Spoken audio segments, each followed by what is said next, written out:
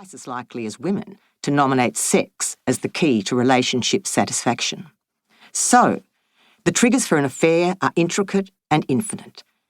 Whenever New York couples therapist Esther Perel thinks she's heard every explanation for cheating, she stumbles across a novel variation on this theme, mostly in conversational exchanges outside the confines of her consulting rooms. It doesn't matter whether she's in a nail salon or on board a plane or in a Manhattan cab.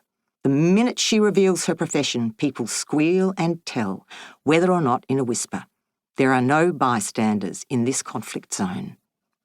Perel's been accused of being pro-affair for the nuanced approach in her books and articles exploring meanings and motives beyond the minefield of trauma. What it did to one and what it meant to the other is how she frames her stance in The State of Affairs, Rethinking Infidelity. I do not approve of deception or take betrayal lightly. I sit with the devastation in my office every day. But the intricacies of love and desire don't yield to simple categorisations of good and bad, victim and perpetrator. A similar equanimity inspires the advocacy of American sex commentator Dan Savage.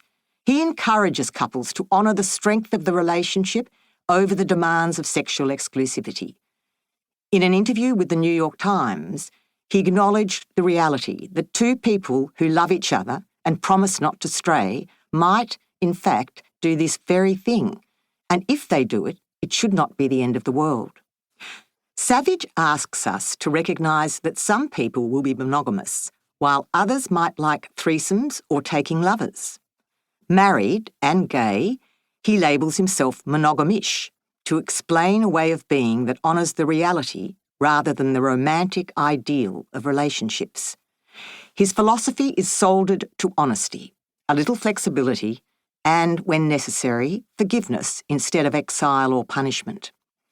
I acknowledge the advantages of monogamy when it comes to sexual safety, infections, emotional safety, and paternity awareness.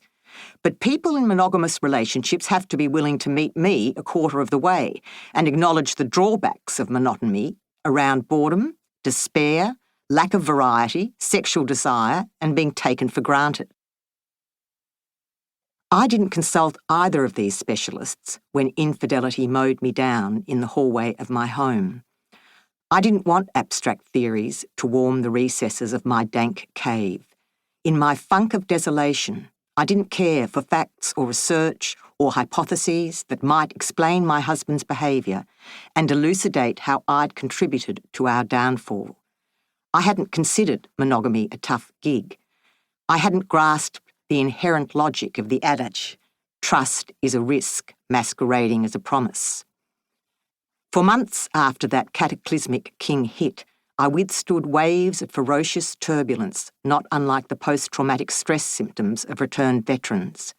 I'd be assaulted without warning by memories I'd have to unscramble in a harsher light, as I sought to reconcile what I remembered of the past with what I now knew had transpired.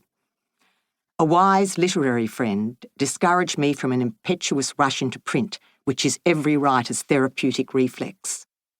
Another, who reeled from the blow of infidelity, texted me tips that kept me sane. Long walks with the dog, seeing a psychologist, writing 3 pages and not sending anything, getting girlfriends around for drinks and talking about other stuff, having a couple of people to confide in, choose them very carefully, the occasional sleeping tablet, a saying, repeat often, this too will pass. A really good lawyer. I sought the counsel of a friend who was a family lawyer and an expert in the blitzkrieg of marital warfare.